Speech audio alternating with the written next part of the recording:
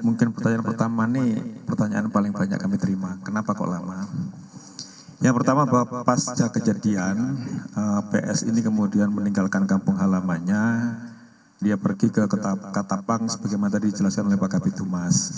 Di sana dia tinggal satu kos bersama ayah kandung dan ibu tirinya.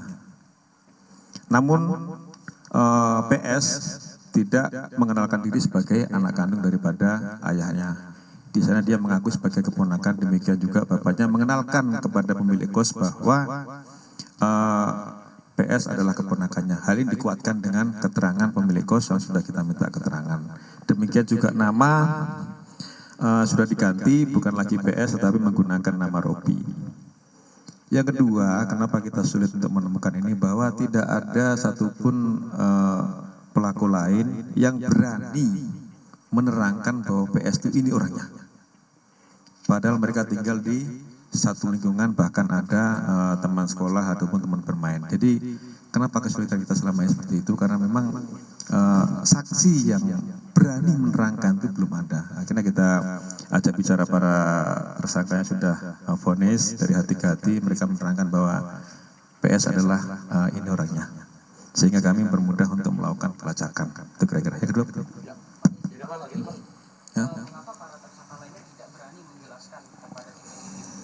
Ya, itu mungkin ada alasan lain dari Pak tersangka ya. Apakah memang dia melindungi ataupun PS ini sejauh mana sepak terjangnya di kalangan mereka, ada yang bilang takut dan sebagainya.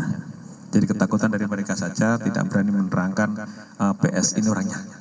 Sehingga itu mempersulit kita untuk melakukan pelacakan. Dan menurut keterangan dari kepala lingkungan atau RT di tempat tinggal di mana PS berada juga, manakala PS ini pulang ke rumah juga sering menggunakan masker sehingga berusaha mengelabui lingkungan. Nah, dia kemarin pergi dari Cirebon sekitar tanggal 15-an ke Bandung menggunakan masker juga sama menurut keterangan dari kepala lingkungan yang ada di Cirebon.